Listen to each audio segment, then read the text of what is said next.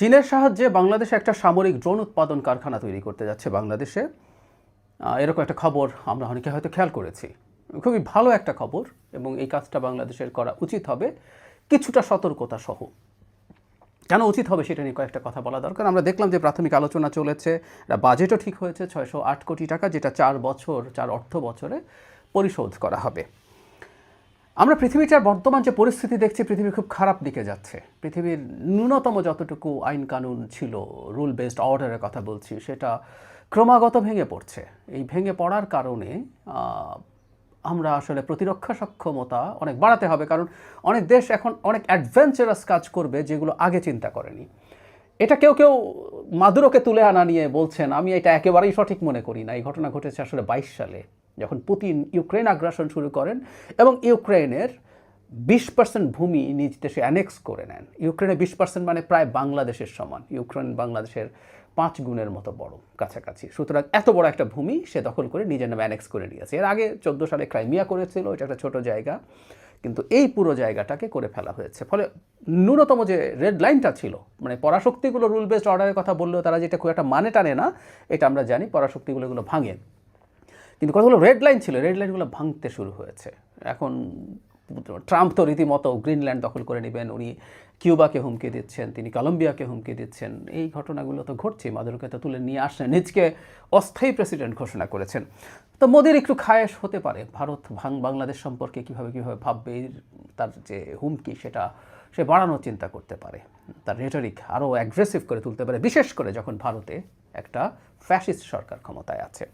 আমাদের প্রতিরক্ষা সক্ষমতা বাড়াতে হবে। এখন সমস্যাটা যে জায়গায়, সেটা হচ্ছে আগে পৃথিবীতে যেভাবে কনভেনশনাল ওয়ারফেয়ার চলতো, সনাতন যে যুদ্ধ, মানে পারমাণবিক অস্ত্রের বাইরে যে যুদ্ধ চলতো, তাতে একটা দুর্বল দেশের জন্য খুবই টাফ ছিল কোনো শক্তিশালী দেশের বিরুদ্ধে ফাইট করা, কারণ এগুলোকে যুদ্ধের ভাষায় অ্যাসিমেট্রিক ওয়ার বলে। মানে তার এত বেশি সক্ষমতা আছে, তার কাছাকাছি বা শেয়ানে কিছু করা আমাদের জন্য খুবই কঠিন হয়ে পড়তো।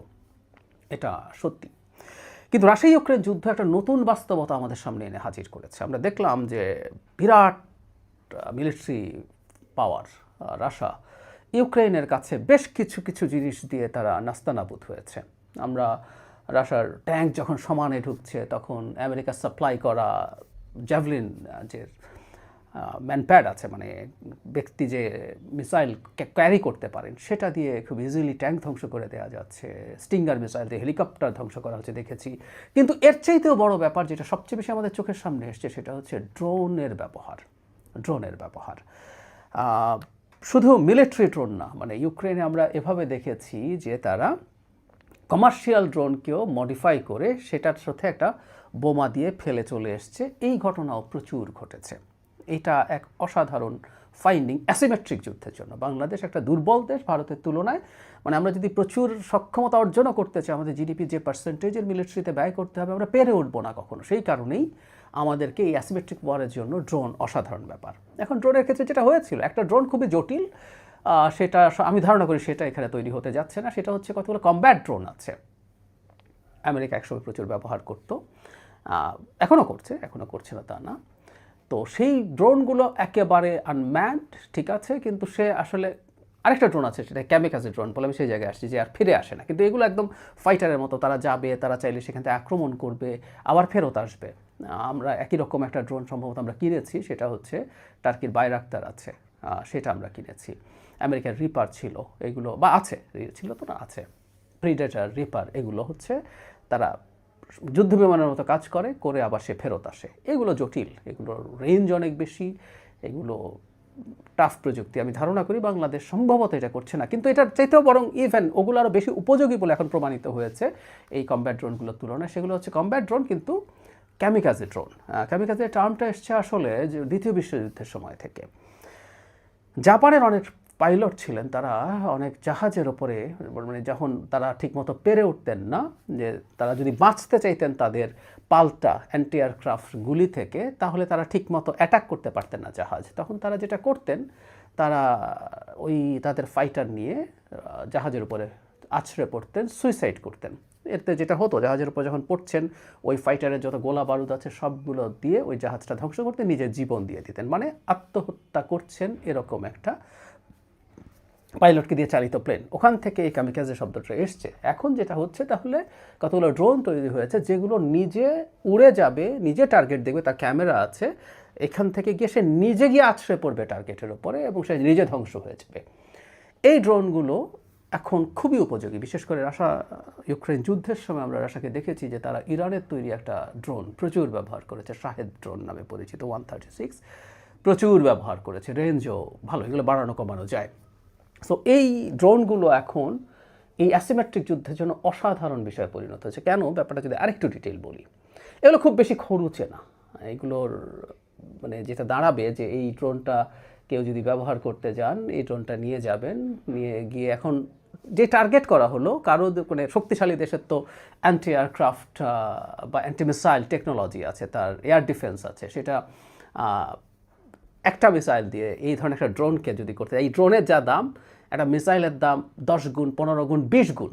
কারণ একটা কথা সবসময় মনে রাখতে হয়, রেগুলার মিসাইলের চাইতে কিন্তু ওই ইন্টারসেপ্ট করা যে মিসাইলগুলো, রাশিয়ার S-400 আছে ভারতের কাছে, বা আমেরিকার যে সিস্টেমগুলো আছে, প্যাট্রিয়ট আছে, থার্ড আছে, এগুলো অনেক বেশি সফিস্টিকেটেড হতে হয়, কারণ ও আরেকটা মিসাইলকে ট্রেস করে পিন পয়েন্টে আঘাত করতে পারতে হয়। সো এগুলো সবসময় অনেক বেশি সফিস্টিকেটেড এবং এগুলো অনেক বেশি দামি হয়ে থাকে। তো তাহলে ব্যাপারটা যেটা দাঁড়ালো, প্রচুর ড্রোন গেল, দেখা গেল একটা সময় তাদের যে এয়ার ডিফেন্সের উপর প্রচণ্ড চাপ তৈরি করা সম্ভব এবং প্রচুর খরচ হয়ে যায়, 20 গুণ খরচ হয়ে যায়, 25 গুণ খরচ হয়ে যায় একটা ড্রোন ডাউন করতে। কিন্তু আবার ওই ড্রোনটা যদি তাদের কোনো হাই ভ্যালু টার্গেটের দিকে যেতে থাকে, ওই ড্রোনটা তাকে ইন্টারসেপ্টও করতে হয়।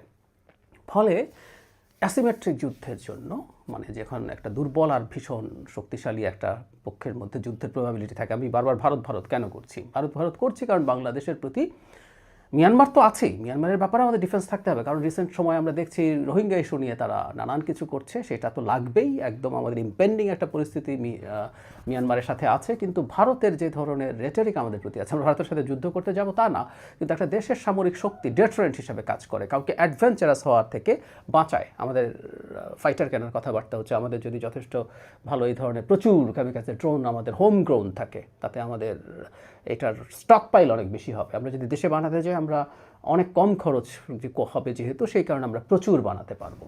এই বানানোটা ডেটারেন্ট। আমরা আবারও বলছি, ভারতের সাথে আমাদের যুদ্ধের কোনো প্রয়োজন নেই, কিন্তু ভারত যাতে বুঝতে পারে যে বাংলাদেশকে কোনো না কোনোভাবে রাশিয়া যেমন মনে করে কোনো একটা বাহানা করে দখল করে ফেলা যাবে, আক্রমণ করা যাবে, সামনের পৃথিবীতে এগুলো আসবে। সুতরাং আমাদের এই প্রস্তুতি খুবই দরকার। It's a very good step আমি মনে করি। কিন্তু এখানে একটা কিন্তু আছে, এই কিন্তুটা একটু মাথায় রাখতে হবে। সেটা হলো, আমরা সাম্প্রতিক সময়ে খেয়াল করছি যে আমরা চায়না বেসড প্রযুক্তি অনেক বেশি করছি, আবার উপায়ও নাই, এটাও ফ্যাক্ট। এই খরচে আমরা চাইনিজ প্রযুক্তি পেতে পারি, ইউরোপ থেকে সেটা নেওয়া বা কেউ আমাদেরকে এই প্রযুক্তি ট্রান্সফার করবে কি না, সেটা একটা প্রশ্ন আছে। এবং চায়নার আবার আগ্রহ থাকার কারণ আছে, কারণ ভারতের সাথে তার যে ভবিষ্যতের কনফ্লিক্ট, সেই কনফ্লিক্টে সে চাইবে ভারতের আশপাশে যাদের সাথে ভারতের সুসম্পর্ক কম আছে বা সমস্যা আছে, তাদেরকে সেই প্রযুক্তিই হস্তান্তর করতে, যেটা সে পাকিস্তানে করছে। তো এটা করতে গিয়ে বিপদ যেটা হলো, বিশেষ করে ট্রাম্পও না, একটা রেগুলার আমেরিকান সরকার যদি ক্ষমতায় আসে, তারা চীনের সাথে অনেক বেশি স্ট্র্যাটেজিক সম্পর্ক, স্ট্র্যাটেজিক ইনভলভমেন্ট, চায়নার অনেক বেশি ফুটপ্রিন্ট বাংলাদেশে হয়ে যাবে।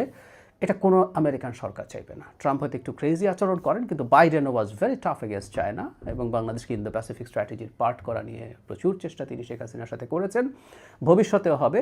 সুতরাং চায়নার সাথে এই ধরনের ডিল পশ্চিমারা, বিশেষ করে আমেরিকা কীভাবে দেখবে, এই ব্যাপারটা একটু মাথায় রাখা দরকার আছে। এই সরকার এবং ভবিষ্যতের সরকারকে এটা মাথায় রাখতে হবে। কিন্তু একটা বটম লাইন আছে, বাংলাদেশকে অবশ্যই নিজ প্রযুক্তিতে ড্রোন তৈরি করতে পারতে হবে।